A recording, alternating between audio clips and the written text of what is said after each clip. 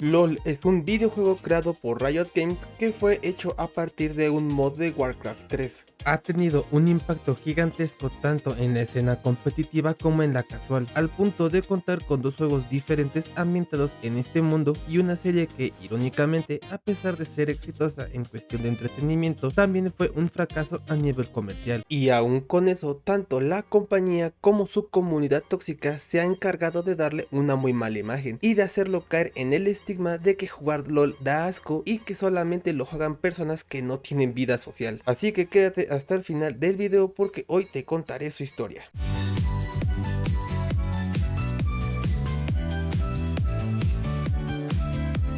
Riot Games abrió oficialmente sus oficinas en septiembre de 2006 y sus fundadores, Brandon Beck y Mark Merrill, tuvieron la idea de un sucesor espiritual de Defense of the Ancients, conocido también como Dota, el cual era un mod para Warcraft 3 Reign of Chaos. Este requería que los jugadores compraran Warcraft 3 e instalaran software personalizado. En aquel entonces, el mod fue criticado ya que carecía de cierto nivel de refinamiento y a menudo era muy difícil encontrarlo e instalarlo. Beck y Merrill buscaban crear un juego que tuviera un soporte durante un periodo significativamente más largo. Ellos organizaron un torneo de Dota para estudiantes de la Universidad del Sur de California con el objetivo de reclutar jugadores. Allí conocieron a Jeff Yu, quien posteriormente se convertiría en productor de League of Legends. Yu estaba muy familiarizado con Dota y dedicó gran parte del torneo a enseñar a otros a jugar. Beck y Merrill lo invitaron a una entrevista y se unió a Riot Games como becario. También reclutaron a dos figuras clave de Dota, Steve Fick, uno de sus diseñadores, y Steve Mason, quien dirigía un sitio web de soporte para ayudar a los jugadores. Tiempo después crearían una demostración de League of Legends desarrollada con el motor de Warcraft 3, que se completó en 4 meses y se presentó en la conferencia de desarrolladores de juegos de 2007, donde tuvieron poco éxito con los posibles inversores, ya que las editoriales estaban principalmente interesadas en un lanzamiento en tiendas físicas y en la capacidad del juego para una secuela.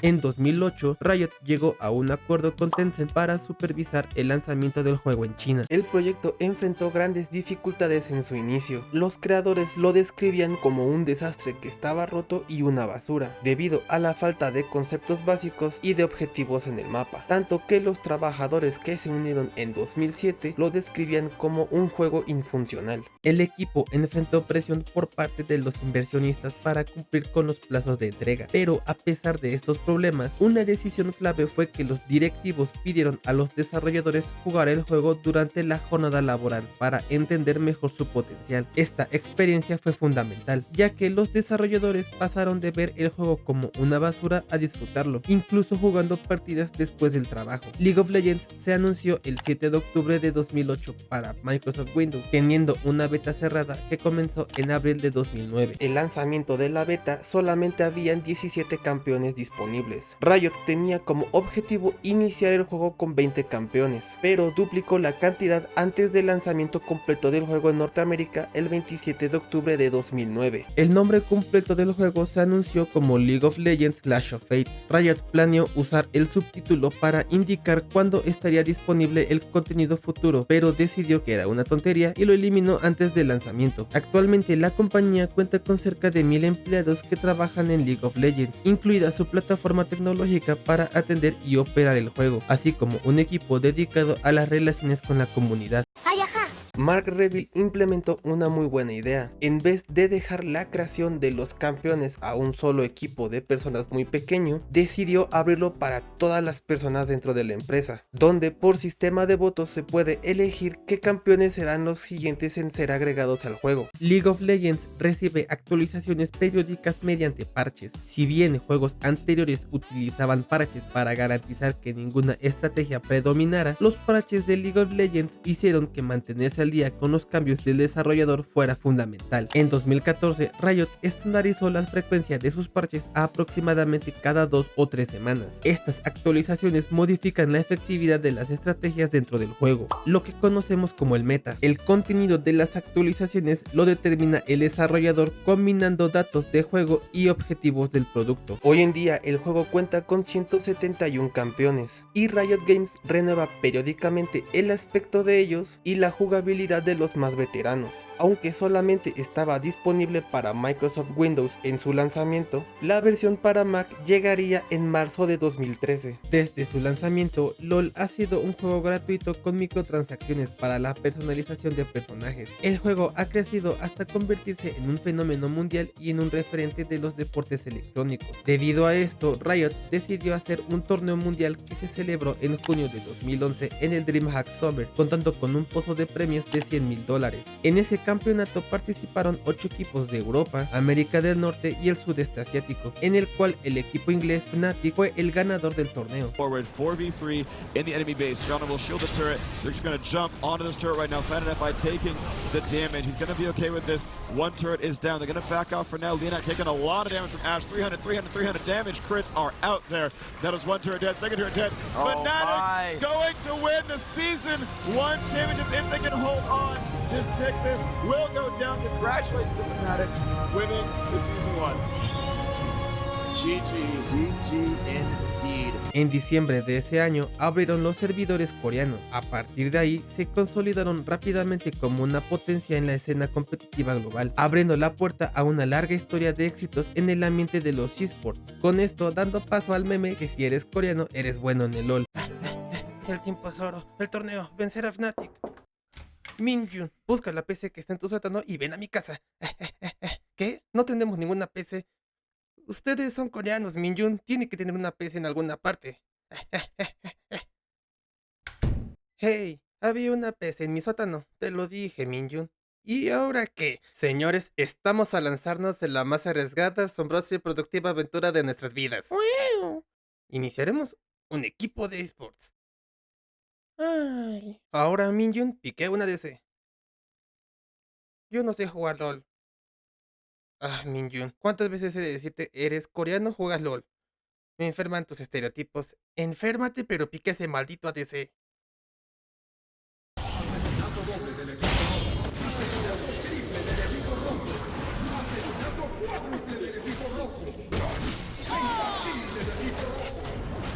Carajo. A raíz de su éxito, Riot Games sacó 2 juegos independientes ambientados en el mismo mundo, siendo Legends of Runeterra y Teamfight Tactics, junto con una serie llamada Arcane, de la cual hablaremos más adelante. Aunque el juego tuvo éxito, los casos de toxicidad por parte de la comunidad no se hicieron esperar, aunque esto no se limita solo a este juego, ya que si bien otros títulos multijugador tienen este mismo problema, como la saga de Call of Duty o Counter-Strike, sí que se ha hecho más visible en League of Legends, donde va más dirigido hacia los nuevos jugadores por causa de los flameros. Son personas que se dedican a acosar, insultar o molestar a los demás jugadores. Generalmente tienen la idea de que ellos no son los culpables de que hayan perdido porque se aventaron a lo kamikaze pensando que sí podían contra el enemigo. No, mi bro, fue el jungla que no lo ayudó en el momento exacto. Fue el soporte, mid o top que no estuvieron al pendiente de él por si hacía una estupidez. Porque ¿cómo es posible que tú, que apenas acabas de instalar el juego, no sabes lo que hace la E de Miss Fortune? Es culpa de medio mundo excepto de ellos. Este tipo de actitudes tóxicas han hecho que muy pocas personas se queden en el juego. Además de eso, hay que aumentarle el hecho de que la curva de aprendizaje para un principiante es muchísimo más grande que para uno que ya lleva mucho tiempo jugando. La compañía ha intentado combatir este tema usando métodos como el sistema de honor para incentivar el comportamiento positivo y el trabajo en equipo, que te daban diversas recompensas como fragmentos de aspecto, llaves o esencia mítica, pero al final quitaron estas recompensas porque para ellos no era algo rentable para sus ganancias y lo cambiaron por la experiencia del pase de batalla y la obtención de los cofres Hextech,